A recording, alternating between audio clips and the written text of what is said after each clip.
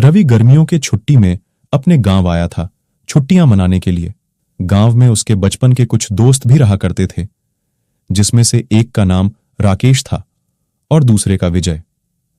रवि जब भी गांव आता तब उसके दोस्त हमेशा उसे गांव में नई नई जगहों पर घुमाने ले जाया करते थे। एक दिन जब रात के 8 बज रहे थे तब अचानक से गांव का बिजली चला गया। इसलिए रवि और उसके दोस्त गांव में घूमते घूमते गांव से कुछ ही दूरी पर मौजूद तालाब के किनारे पर चले जाते हैं और वे लोग वहीं पर खड़े होकर एक दूसरे से बातें करने लगते हैं कि तभी रवि का फोन बजता है और वह कॉल रिसीव करके अपने फोन पर बातें करने लगता है। यहीं तालाब से बस कुछ ही दूरी पर एक बड़ा सा जंगल भी था। गांव में अक्सर फोन का नेटवर्क आता जाता रहता है, इसलिए रवि को फोन पर बातें करने में दिक्कत आ रही थी। तब उसने देखा कि जंगल के पास ही में एक बड़ा सा पेड़ टूटकर गिरा हुआ था। तब रवि जाकर उस टूटे हुए पेड़ के ऊपर खड़े होकर फोन पर बातें करने लगता है। तभी तालाब के किनारे से विजय चिल्लाकर रवि से बोलता है, रवि उस जंगल में मत जाना, वह जंगल श्रापित है।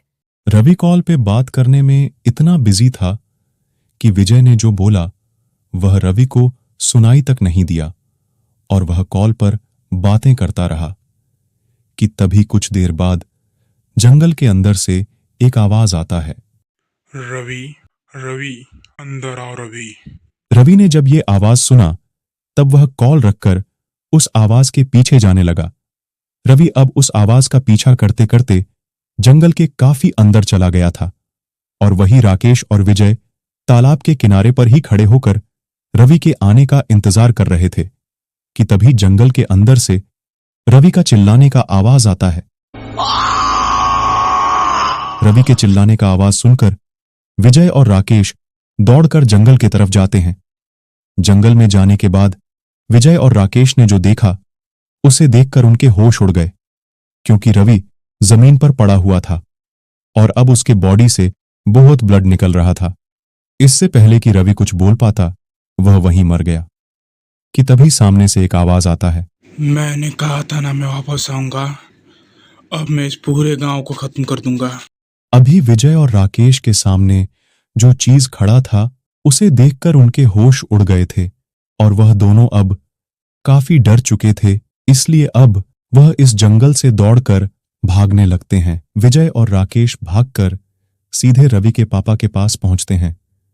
वहां जाकर वे दोनों रवि के पापा को सब कुछ बता देते हैं।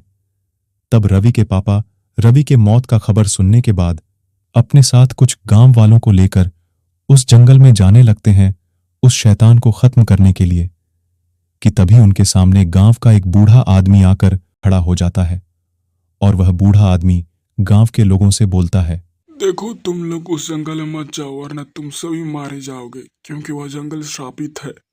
मैं तुम्हें इसके बारे में बताता हूँ। वह बूढ़ा आदमी गांव वालों से बताता है कि वर्षों पहले इसी जंगल में गांव के लोग बहुत ही अजीब तरीके से मरने लगे थे। हर दिन जंगल में किसी न किसी गांव वाले का लाश जरूर मिलता था। फिर एक दिन गांव के सरपंच ने जंगल में हो रहे इन अजीब से मौतों के बारे में पता लगाने को कहा। तब उन्हें पता चला कि जंगल के अंदर एक तांत्रिक रहता है जो गांव के लोगों का नरबलि अपने देवता को चढ़ाता है।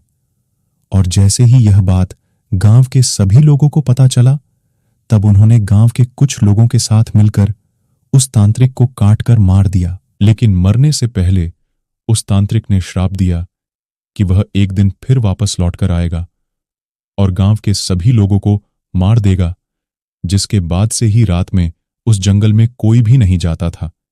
इसलिए तुम लोग भी उस जंगल में मत जाओ। रवि के पिताजी उस बूढ़े आदमी का बात नहीं सुनते हैं और लोगों को लेकर उस जंगल में चले जाते हैं। लेकिन वे लोग उस तांत्रिक के आत्मा का कुछ नहीं बिगाड़ पाते हैं और वह तांत्रिक एक एक करके रवि के पापा समेत उस जंगल में आए सभी गांव वालों को बुरी तरह से मार देता है।